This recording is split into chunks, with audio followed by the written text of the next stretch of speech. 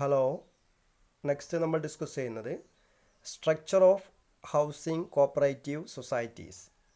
Housing cooperative സൊസൈറ്റീസിൻ്റെ സ്ട്രക്ചറാണ്. It works in two tier structure. Housing cooperative society work ചെയ്യുന്നത് two tier സ്ട്രക്ചറാണ്. അതിന് ടു ടയർ സ്ട്രക്ചറാണുള്ളത്. അതിൻ്റെ ഏറ്റവും ലോവർ ലെവൽ എന്നറിയപ്പെടുന്നത് പ്രൈമറി ഹൗസിംഗ് കോപ്പറേറ്റീവ് സൊസൈറ്റീസ് ആണ്. Okay, primary housing cooperative societies അതാണ് base level.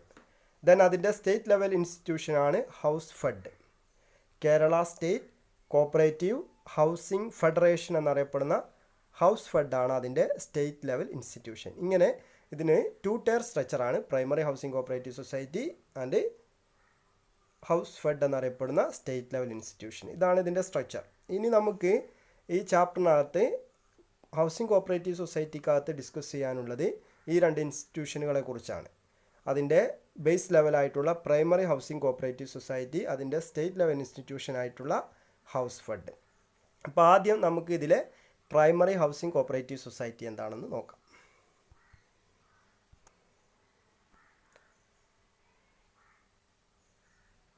Primary housing societies.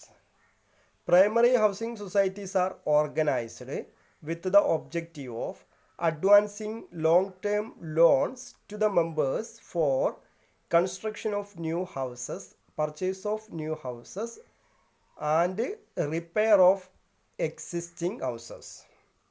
Okay, അപ്പോൾ primary housing cooperative society organise ചെയ്തിട്ടുള്ളത് പ്രൈമറി ഹൗസിംഗ് കോപ്പറേറ്റീവ് സൊസൈറ്റീസിലെ മെമ്പേഴ്സ് ആയിട്ടുള്ള ആളുകൾക്ക് ലോങ് ടേം ലോൺസ് പ്രൊവൈഡ് ചെയ്യുക. എന്തിനൊക്കെ വേണ്ടിയിട്ടാണ്? പ്രധാനമായിട്ടും 3 കാര്യങ്ങൾക്കാണ്. Construction of new houses, purchase of new houses or repair of existing houses. നിലവിലുള്ള വീടാണെങ്കിൽ അതിൻ്റെ റിപ്പയറിങ്ങിനും വേണ്ടി, അതല്ലെങ്കിൽ ടു മേക്ക് സം ആൾട്രേഷൻ, അതിനകത്ത് ചില മാറ്റങ്ങൾ വരുത്തുന്നതിന് വേണ്ടി. അതുപോലെ തന്നെ പർച്ചേസ് ഓഫ് ന്യൂ ഹൗസസ്, പുതിയ വീടുകൾ വാങ്ങിക്കുന്നതിന് വേണ്ടിയിട്ട്. Or construction of new houses, പുതിയ വീടുകൾ നിർമ്മിക്കുന്നതിന് വേണ്ടി. ഇങ്ങനെ 3 കാര്യങ്ങൾക്ക്, പുതിയ വീടുകൾ നിർമ്മിക്കുക, പുതിയ വീടുകൾ വാങ്ങിക്കുക, നിലവിലുള്ള വീടാണെങ്കിൽ അതിൻ്റെ റിപ്പയർ പ്രവർത്തനങ്ങൾ നടത്തുന്നതിന് വേണ്ടി, ഇത്തരം കാര്യങ്ങൾക്ക് മെമ്പേഴ്സിന് ലോങ് ടേം ലോണുകൾ പ്രൊവൈഡ് ചെയ്യുക എന്ന ലക്ഷ്യത്തോടു കൂടി എസ്റ്റാബ്ലിഷ് ചെയ്തിട്ടുള്ള ഇൻസ്റ്റിറ്റ്യൂഷനാണ് primary housing cooperative societies. Okay, then ഇതിൻ്റെ ഏരിയ ഓഫ് ഓപ്പറേഷനാണ്. Area of operation is limited to 1 town, 1 block or 1 taluk. ഇത്രയുമാണ്. So it is limited to 1 town. ഒരു ടൗണിനെ ലിമിറ്റ് ചെയ്തുകൊണ്ടായിരിക്കാം, അതല്ലെങ്കിൽ 1 ബ്ലോക്ക് ഓർ 1 താലൂക്ക്. ഇത്രയാണ് ഇതിൻ്റെ ഏരിയ ഓഫ് ഓപ്പറേഷൻ എന്നറിയപ്പെടുന്നത്. ദെൻ അതിൻ്റെ management.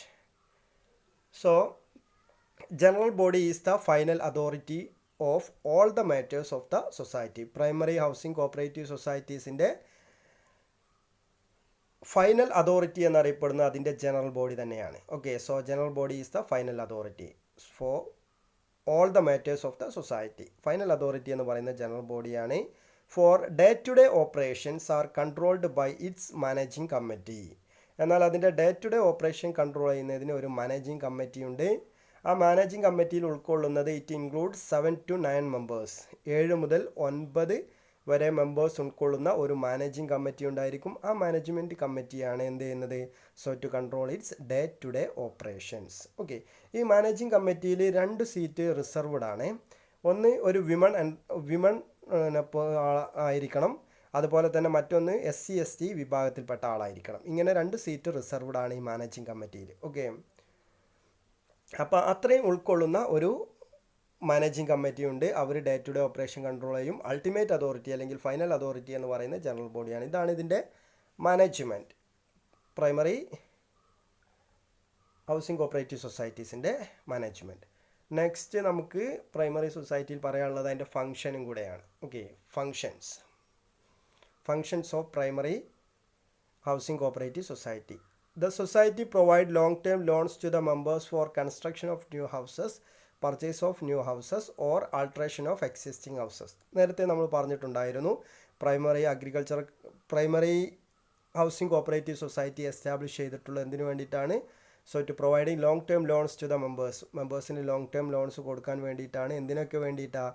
Construction of new houses, purchase of new houses or alteration of existing houses. നിലവിലുള്ള വീടാണെങ്കിൽ അതിന് ചില മാറ്റങ്ങൾ വരുത്താൻ അല്ലെങ്കിൽ മോഡേണൈസേഷൻ വരുത്താൻ വേണ്ടിയിട്ട്, അല്ലെങ്കിൽ പുതിയ വീടുകൾ വാങ്ങിക്കാൻ വേണ്ടിയിട്ട്, അതല്ലെങ്കിൽ പുതിയ വീടുകൾ നിർമ്മിക്കാൻ വേണ്ടിയിട്ട്, ഇത്തരം കാര്യങ്ങൾക്ക് വേണ്ടിയിട്ട് ലോങ് ടേം ലോണുകൾ പ്രൊവൈഡ് ചെയ്യുക എന്നുള്ളതാണ് ഒന്നാമത്തെ ഫംഗ്ഷനായിട്ട് പറയുന്നത്. So the maximum amount of loan admissible to the members is rupees 5 lakh or 80% of the construction cost or 36 times of the monthly income of borrower, whichever is less. Okay, അപ്പോൾ ഈ primary housing cooperative society മുഖേന വീടുകൾ നിർമ്മിക്കുന്നതിന് വേണ്ടിയിട്ട് long term ലോണുകൾ provide ചെയ്യുകയാണ് ഇതിൻ്റെ ലക്ഷ്യമെന്ന് പറഞ്ഞു. ആ രീതിയിൽ പ്രൈമറി ഹൗസിംഗ് കോപ്പറേറ്റീവ് സൊസൈറ്റി കൊടുക്കുന്ന മാക്സിമം എമൗണ്ട് ഓഫ് ലോൺ എന്ന് പറയുന്നത് 3 കാര്യങ്ങളാണ് പറയുന്നത്. ഒന്ന്, 5 ലക്ഷം വരെ കൊടുക്കാം. അതല്ലെങ്കിൽ 80% ഓഫ് ദ കൺസ്ട്രക്ഷൻ കോസ്റ്റ്. ഒന്നുകിൽ ആ വീട് നിർമ്മിക്കാൻ ആവശ്യമായിട്ടുള്ള കൺസ്ട്രക്ഷൻ കോസ്റ്റിൻ്റെ 80% വരെ ആവാം. അതല്ലെങ്കിൽ 36 times of the monthly income of the borrower. ആ വീട് കൺസ്ട്രക്ട് ചെയ്യുന്നതിന് വേണ്ടി ലോൺ എടുക്കുന്ന വ്യക്തിയുടെ മന്ത്ലി സാലറിയുടെ 36 ടൈംസ് 36 ഇരട്ടി വരെ കൊടുക്കാം. ഓക്കെ, അപ്പോൾ ഇതാണ് ഈ കണ്ടീഷൻ വെച്ചുകൊണ്ടാണ് എന്ത് ചെയ്യുന്നത്, ഈ കണ്ടീഷനിൽ വിച്ചെവർ ഈസ് ലെസ്, ഇതിൽ ഏറ്റവും ചെറുത് ഏതാണോ ആ കണ്ടീഷൻ വെച്ചുകൊണ്ടാണ് അയാൾക്ക് എന്ത് ചെയ്യുന്നത്, ലോണ് പ്രൊവൈഡ് ചെയ്ത് കൊടുക്കുന്നത്. അപ്പോൾ 5 ലക്ഷം ഒരു ഓപ്ഷൻ ഉണ്ട്, അതല്ലെങ്കിൽ 80% ഓഫ് കൺസ്ട്രക്ഷൻ കോസ്റ്റ്, അതുപോലെ തന്നെ 36 times of the monthly income of borrower. ഈ 3 കാര്യം കമ്പയർ ചെയ്യും. ഓക്കെ, 5 ലക്ഷം കൊടുക്കാം, അതല്ലെങ്കിൽ കൺസ്ട്രക്ഷൻ കോസ്റ്റ് എത്രയാ, പിന്നെ അതിൻ്റെ 80%, അതല്ലെങ്കിൽ അയാളുടെ 36 ടൈംസ് മന്ത്ലി സാലറിയുടെ 36 ടൈംസ് നോക്കും. ഈ 3 കാര്യം നോക്കും. ഇതിൽ വിച്ചെവർ ഈസ് ലെസ്, ഇതിൽ ഏതാണ് ഏറ്റവും ചെറുത് ആ കാര്യമാണ് എന്ത് ചെയ്യുന്നത്, primary housing cooperative society loan കൊടുക്കുന്നതിന് വേണ്ടി മാനദണ്ഡമായിട്ട് എടുക്കുക. ഓക്കെ, അപ്പോൾ നമ്മളിപ്പോൾ ഒരു വീട് കൺസ്ട്രക്ട് ചെയ്യുന്നതിന് വേണ്ടിയിട്ട് ഒരു ചെറിയ വീടാണ്, അതിൻ്റെ ഒരു പ്ലാൻ തയ്യാറാക്കി ബഡ്ജറ്റ് തയ്യാറാക്കിയപ്പം പിന്നെ 4,80,000 ഒരു 4,80,000 കൊണ്ട് ആ വീട് തീരുന്നതായിരിക്കാം. അപ്പോൾ നമ്മൾ അവിടെ ഓപ്ഷൻ 5 lakh ഓർ പിന്നെ ഒരു ഓപ്ഷൻ ഉണ്ട്. അതേപോലെ 80% നോക്കുമ്പോൾ 4,80,000 വരുന്നുള്ളൂ എങ്കിൽ അവിടെ ഹൗസിംഗ് കോപ്പറേറ്റീവ് സൊസൈറ്റി എന്താണ് കൺസിഡർ ചെയ്യുക, 80% ആയിരിക്കും. ഓക്കെ, പിന്നീട് അയാൾ 36 ടൈംസ് ഓഫ് മന്ത്ലി സാലറി നോക്കി. അപ്പോൾ അത് നോക്കിയപ്പോൾ അതിലും താഴെയാണ് വരുന്നതെന്ന് വിചാരിക്കുക. അപ്പോൾ അതിൽ ഏതാണോ ഈ 3 കാര്യവും കൺസിഡർ ചെയ്യും ഒരാൾ ലോൺ എടുക്കുന്ന സമയത്ത്. ഓക്കെ, 5 ലക്ഷം എന്നുള്ളൊരു ഓപ്ഷൻ ഉണ്ടായിരിക്കും, അതുപോലെ തന്നെ 80% ഓഫ് കൺസ്ട്രക്ഷൻ കോസ്റ്റ് ഉണ്ടായിരിക്കും, അയാളുടെ സാലറിയുടെ 36 തവണ എത്ര കൂട്ടിയാൽ എത്ര കിട്ടുമെന്ന് നോക്കും. ഓക്കെ, അപ്പോൾ ഇതിൽ ഏതാണോ വിച്ചെവർ ഈസ് ലെസ് അതാണ് എന്ത് ചെയ്യുന്നത്, ലോണായിട്ട് കൊടുക്കുന്നതെന്ന് അർത്ഥം. മറ്റൊരു കാര്യം, so the loan is dispersed in 3 instalment according to the progress of construction. Loan ഒറ്റ തവണയായിട്ട് സാങ്ഷൻ ആക്കുന്ന എമൗണ്ട് മൊത്തം വീട് നിർമ്മിക്കുന്നതിന് വേണ്ടിയിട്ട് കൊടുക്കുകയല്ല ചെയ്യുന്നത്, 3 ഇൻസ്റ്റാൾമെൻ്റ് ആയിട്ടാണ് കൊടുക്കുന്നത്. അപ്പോൾ ആദ്യം നമുക്കിപ്പം വീട് നിർമ്മിക്കുകയാണെങ്കിൽ ഒന്നാമത്തെ സ്റ്റേജ് അതിൻ്റെ ഫൗണ്ടേഷൻ ഇടണം, അല്ലേ, ഫൗണ്ടേഷൻ ഇടണം. അപ്പോൾ അതിന് ആയിരിക്കും ഫസ്റ്റ് ഇൻസ്റ്റാൾമെൻ്റ് ആയിട്ട് കൊടുക്കുക, ഒരു സർട്ടൺ എമൗണ്ട് കൊടുക്കും. ദെൻ സെക്കൻഡ് ഇൻസ്റ്റാൾമെൻ്റ് ആയിട്ട് അതിൻ്റെ സൈഡ് വാൾ, അല്ലേ, ചുമരുകൾ പടുക്കണം. അപ്പോൾ ചുമരുകൾ മൊത്തം പടുത്ത് കഴിഞ്ഞിട്ടുണ്ടെങ്കിൽ ആ ഒരു ഘട്ടമാണ്, അപ്പോൾ അതിന് സെക്കൻഡ് ഇൻസ്റ്റാൾമെൻറ്റ് കൊടുക്കും. തേർഡ് ഇൻസ്റ്റാൾമെൻറ്റ് എന്താണോ അതിൻ്റെ അകത്ത് ഫൈനൽ വർക്ക് എന്തൊക്കെയാണോ വേണ്ടത് അതിന് വേണ്ടിയിട്ട് തേർഡ് ഇൻസ്റ്റാൾമെൻറ്റ് കൊടുക്കും. ഇങ്ങനെ 3 ഇൻസ്റ്റാൾമെൻ്റ് ആയിട്ടാണ് എന്ത് ചെയ്യുന്നത്, ലോൺ എമൗണ്ട് ഡിസ്പേഴ്സ് ചെയ്യുന്നത്, വിതരണം ചെയ്യുന്നത്. Loans are to be repaid in equal monthly instalment for a period not exceeding 20 years. 20 വർഷം വരെയുള്ള കാലത്തേക്കാണ് എന്ത് ചെയ്യുന്നത്, ലോൺ പ്രൊവൈഡ് ചെയ്യുന്നത്. അപ്പോൾ എത്രയാണോ അയാൾക്ക് കൊടുത്തിട്ടുള്ള സാങ്ഷൻ ആക്കിയിട്ടുള്ള എമൗണ്ട് അതിനെ ഈക്വൽ ഇൻസ്റ്റാൾമെൻ്റ് ആയിട്ട് 20 വർഷത്തേക്ക് ഡിവൈഡ് ചെയ്യും. എന്നിട്ട് അത് കൃത്യമായിട്ട് എന്ത് ചെയ്യണം, ഈക്വൽ മന്ത്ലി ഇൻസ്റ്റാൾമെൻ്റ് ആയിട്ട് അയാൾ എന്ത് ചെയ്യണം, 20 വർഷത്തിനകം അയാളെടുത്ത ലോണ് തിരിച്ചടക്കണം.